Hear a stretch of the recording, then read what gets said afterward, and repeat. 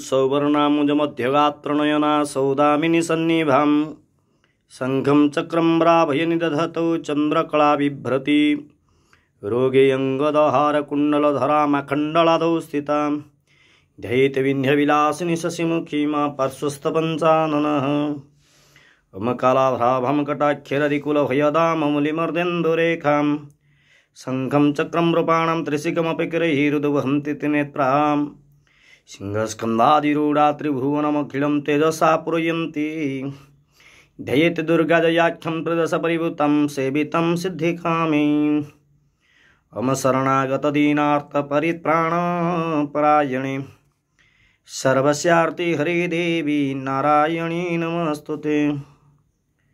सर्वमङ्गलमङ्गल्ये शिवे सर्वार्थसाधिके शरण्ये त्र्यम्बके गौरी नारायणी नमस्तुते।